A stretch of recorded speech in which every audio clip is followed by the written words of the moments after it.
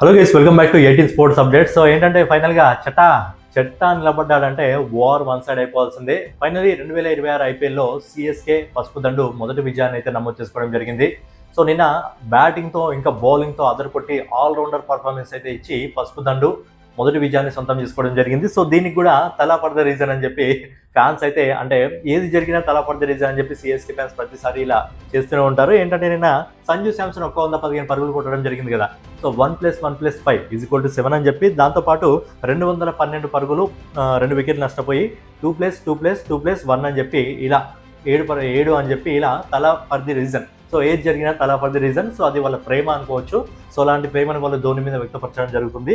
So నిన్నటి match గురించి మనం మాట్లాడుకున్నట్టయితే match number 18 season number 19 Delhi Capitals versus Chennai Super Kings. Venue వచ్చేసి చిదంబరం స్టేడియం, హోమ్ టీమ్. అలాగే డీసీ ముందుగా టాస్ గెలిచి బ్యాటింగ్కి ఆహ్వానించింది హోమ్ టీమ్ని, చెన్నై సూపర్ కింగ్స్ని. సో ఏంటంటే చెన్నై సూపర్ కింగ్స్ మెచ్చుకోవాల్సిన విషయం ఏంటంటే నిన్న చెన్నై సూపర్ కింగ్స్ టీం ఇంతకుముందు ఏ విధంగా ఆడేదో, ఎందుకు వాళ్ళ దగ్గర 5 ట్రోఫీలు ఉన్నాయో, యంగ్ టీం ఎక్స్పీరియన్స్ ఉన్న ప్లేయర్స్ పెద్దగా ఎవరూ లేరు. అలాంటి యంగ్ టీం ఈరోజు మొత్తం చూయించేసింది చెన్నై సూపర్ కింగ్స్. నిజంగా సెల్యూట్ చెప్పుకోవాలి. ఎందుకంటే హాఫ్ సెంచరీ చేసి ఒక టీం తరపున నిలబడ్డా ఖచ్చితంగా టీం విజయాన్ని అందుకుంటుంది. ఎందుకంటే T20 వరల్డ్ కప్లో కూడా ముందుగా కొన్ని మ్యాచ్లో విఫలం కావడం జరిగింది. తర్వాత క్వార్టర్ ఫైనల్ నుంచి అందుకున్నాడు, క్వార్టర్ ఫైనల్లో అందుకున్నాడు, సెమీస్లో అందుకున్నాడు, ఫైనల్లో అందుకున్నాడు. 3 మ్యాచ్ల్లో అదిరిపోయే బ్యాటింగ్ చేసి టీంకి T20 వరల్డ్ కప్ని అందించడంలో క్రూషల్ రోల్ పోషించడం జరిగింది మన సంజు శాంసన్. సో నిన్నటి మ్యాచ్ స్టాటిస్టిక్స్ మనం మాట్లాడుకున్నట్టయితే నిన్నటి మ్యాచ్లో 56 బాల్స్లో 15 ఫోర్లు, 4 సిక్స్లతో 205 స్ట్రైక్ రేట్తో 115 పరుగులు చేయడం జరిగింది.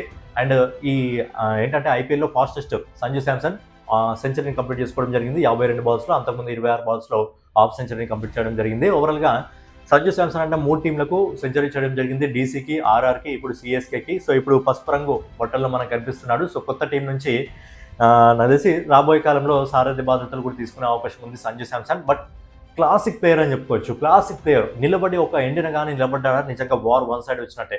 హాఫ్ సెంచరీ కానీ కంప్లీట్ చేసుకున్నాడా తగులుకుంటాడు, మామూలుగా కాదు. ఈ సీజన్లో 2026 సీజన్లో మొదటి century Sanju Samson. And overall entire ఐపీఎల్లో మొదటి సెంచరీ నమోదైంది సంజు శాంసన్ది.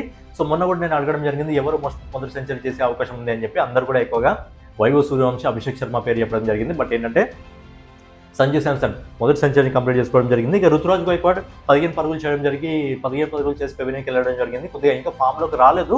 బట్ రుతురాజ్ గైక్వాడ్ ఫామ్లోకి వస్తే కూడా ఎలాంటి బ్యాటింగ్ చేయగలడో టీం. రుతురాజ్ గైక్వాడ్ మంచి స్కోర్ చేసిన ప్రతిసారి, 50+ చేసిన ప్రతిసారి కూడా సిఎస్కే విజయాన్ని నమోదు చేసుకోవడం జరిగింది చాలాసార్లు. బట్ రుతురాజ్ గైక్వాడ్ కూడా తొందరగా ఫామ్లోకి రావాలని కోరుకుందాం. దాంతోపాటు ఏంటంటే యంగ్ సెన్సేషన్ మనకు అండర్ 19 కప్ అందించిన ఆయుష్ మాత్రే అదిరిపోయి బ్యాటింగ్ చేయడం జరిగింది. 36 బాల్స్లో 3 ఫోర్లు, 4 సిక్స్లతో 163 స్ట్రైక్ రేట్తో 59 పరుగులు చేయడం జరిగింది. బట్ రిటైర్డ్ అవుట్ కావడం జరిగింది. ఎందుకు అంటే ఆ ఎండింగ్లో చివరి భారీ షాట్ కావాలని చెప్పి రిటైర్డ్ అవుట్ ఇచ్చేసి శుభం దుబే రావడం జరిగింది. శుభం దుబే కూడా 10 బాల్స్లో 2 ఫోర్లు, 1 సిక్స్తో 200 స్ట్రైక్ రేట్తో 20 పరుగులు చేయడం జరిగింది. ఏంటంటే బ్యాటర్ ప్రతి ఒక్కరు కూడా వచ్చిన వాళ్ళ కాంట్రిబ్యూషన్ అయితే ఇవ్వడం జరిగింది. బట్ ఏంటంటే ఎక్సలెంట్ బ్యాటింగ్ చేయడం జరిగింది. సో ఏంటంటే నిలబడ్డాడు, మ్యాచ్ని గెలిపించుకున్నాడు. సో అది సంజు శాంసన్ అంటే, అది నిలబడ్డా ఖచ్చితంగా మ్యాచ్ గెలుస్తుంది. ఓవరాల్గా చెన్నై సూపర్ కింగ్స్ 20 ఓవర్లలో 2 వికెట్లు నష్టపోయి 212 పరుగులు చేయడం జరిగింది. సో నిజంగా సంజు శాంసన్ ఎంత మాట్లాడుకున్నా తక్కువే. ఎందుకంటే ఎక్కడైతే నిలబడతాడో అక్కడ విజయం తథ్యం. 50 పరుగులు దాటిందా ఖచ్చితంగా విజయం తథ్యం. సో అలాంటి బ్యాటింగ్ అయితే మనం చేస్తారు. ఇక ఢిల్లీ క్యాపిటల్స్ ఓపెనింగ్లో అంటే పవర్ ప్లేలో మంచి స్కోర్ వచ్చినప్పటికీ మళ్ళీ తర్వాత తడబడడం జరిగింది. మెయిన్గా మెచ్చుకోవాల్సింది ఎవరంటే పదుమ్ నిశంక ప్రతి మ్యాచ్లో కూడా తన కాంట్రిబ్యూషన్ ఏదైతే కావాలో అద్భుతంగా ఇవ్వడం జరిగింది. ప్రతి మ్యాచ్లో కూడా స్కోర్ కొడుతున్నాడు. ఎంత కావాలో ఓపెనర్గా, ఎంత కావాలో పవర్ ప్లేలో ఎంత స్కోర్ కావాలో అంత స్కోర్ని అందించడం జరుగుతుంది. నిశంక 24 బాల్స్లో 5 ఫోర్లు, 2 సిక్స్లతో 170 స్ట్రైక్ రేట్తో 41 పరుగులు చేయడం జరిగింది. తర్వాత అనుషుల్ కంబోజ్ బౌలింగ్లో వెందిరగడం జరిగింది. బట్ ఏంటంటే మనకు ఢిల్లీలో నిశంకాన్ని మెచ్చుకోవాలి. ప్రతి మ్యాచ్లో కూడా తాను కాంట్రిబ్యూషన్ అయితే ఖచ్చితంగా ఇస్తున్నాడు. ఇక మన క్లాసిక్ కేఎల్ రాహుల్ 10 బాల్స్లో 18 పరుగులు మాత్రమే చేయడం జరిగింది. ఖలీల్ అహ్మద్ బౌలింగ్లో దొరికిపోవడం జరిగింది. నెక్స్ట్ వచ్చేసి రిజ్వీ అద్భుతమైన ఫామ్లో ఉన్నాడు. బట్ లాస్ట్ మ్యాచ్లో కూడా కొంచెం తగ్గబడడం జరిగింది, డక్అవుట్ కావడం జరిగింది. అండ్ ఈ మ్యాచ్లో కూడా 6 పరుగులకి అవుట్ కావడం జరిగింది. అండ్ కెప్టెన్ అక్షర్ పటేల్ 1 పరుగుకే వెనుక తిరగడం జరిగింది. తర్వాత ఇక నెక్స్ట్ వచ్చి మన డేవిడ్ మిల్లర్ 17 పరుగులకే వెనుక తిరగడం జరిగింది. జెన్నీ ఓవర్టన్ బౌలింగ్లో క్లీన్ బౌల్డ్ అయితే కావడం జరిగింది. సో నెక్స్ట్ వచ్చేసి స్టబ్స్ గురించి తర్వాత మాట్లాడుకుందాం. అశుతోష్ శర్మ మంచి ఇంపాక్ట్ ప్లేయర్. లాస్ట్ ఇయర్ చాలా మ్యాచ్లో కూడా అద్భుతంగా ఆడి విజయాలు అందించిన కూడా ఉన్నాయి. మంచి క్లాసిక్ ప్లేయర్ అనమాట. వేరే రేంజ్లో పర్ఫార్మెన్స్ చేయడం జరుగుతుంది. రావడం జరిగింది అశుతోష్ శర్మ ఈరోజు 14 పరుగులు చేయడం జరిగింది. ఇక నబీ 4 పరుగులు, కుల్దీప్ యాదవ్ 4 పరుగులు, లుంగి యంగ్డి 3 పరుగులు, నటరాజన్ 1 పరుగు. ఇక స్టబ్స్ గురించి మాట్లాడుకున్నట్లయితే స్టబ్స్ కొంచెం టీమ్ స్కోర్ని గౌరవప్రదమైన స్కోర్ రావడానికి కొంచెం ముందుకు తీసుకెళ్ళడం జరిగింది.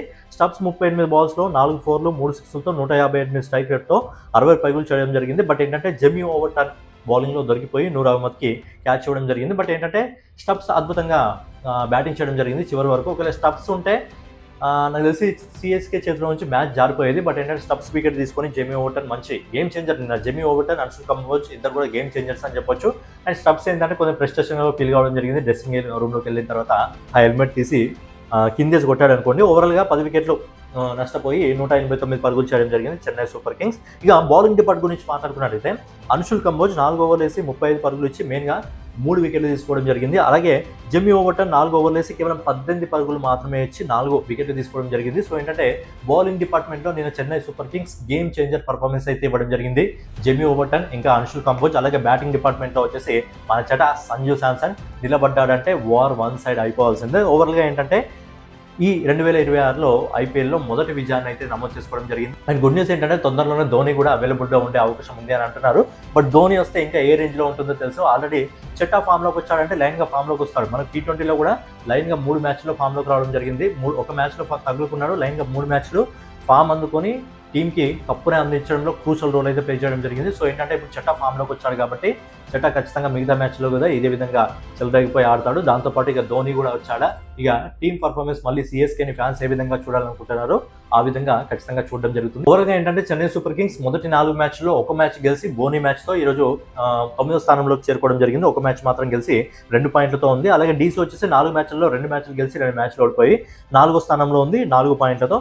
సో ఏంటంటే ఫైనల్గా చెన్నై సూపర్ కింగ్స్కి మంచి ఆరంభం అయితే దొరకడం జరిగింది. అంటే మొదటి బోని అందుకోవడం జరిగింది. మరి తొందరలోనే ధోని కూడా వస్తే ఇంకా టీమ్స్ చాలా స్ట్రాంగ్గా మారుతుంది. అండ్ చెన్నై సూపర్ కింగ్స్ని మెచ్చుకోవాల్సింది ఏంటంటే పెద్దగా ఎక్స్పీరియన్స్ ఉన్న ప్లేయర్స్ ఎవరూ లేనప్పటికీ ఒక యంగ్ టీంతో ఈ విధమైన పర్ఫార్మెన్స్ ఇచ్చి మొదటి విజయాన్ని, చాలా సాలిడ్ విజయాన్ని అయితే ఢిల్లీ క్యాపిటల్స్ మీద సొంతం చేసుకోవడం జరిగింది.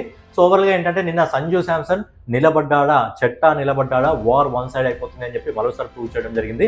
మరి చెట్టా బ్యాటింగ్ నిన్న ఏ విధంగా అనిపించింది, అలాగే Chennai Super Kings bowling department Anshul Kamboj అలాగే జెమీ ఓవర్టన్ కూడా మంచి ఆల్రౌండర్ పర్ఫార్మెన్స్ అయితే ఇవ్వడం జరిగింది. అద్భుతమైన వికెట్ అయితే తీసుకోవడం జరిగింది. ఓవరాల్గా నేను చెన్నై సూపర్ కింగ్స్ పర్ఫార్మెన్స్ మీకు ఏ విధంగా అనిపించింది అనేది మీ ఒపీనియన్ని కామెంట్ రూపంలో తెలియజేయండి. సో ఫైనల్గా ఇదన్నమాట వీడియో మీకు నచ్చినట్లయితే ఖచ్చితంగా లైక్ చేయండి. అలాగే డైలీ ఇలాంటి ఐపీఎల్ అప్డేట్ కోసం మన 18 స్పోర్ట్స్ ఛానల్ని సబ్స్క్రైబ్ చేసుకొని ఫాలో అవుతుండండి. సో నెక్స్ట్ వీడియోలో మళ్ళీ కలుసుకుందాం. సో అప్డేట్ పెట్టిన వెంటనే మీ వరకు రావాలంటే ఖచ్చితంగా బెల్ ఐకాన్ కూడా ఆన్లో అయితే పెట్టుకోండి. నెక్స్ట్ వీడియోలో మళ్ళీ కలుసుకుందాం. జై హింద్, జై భారత్, నమస్తే.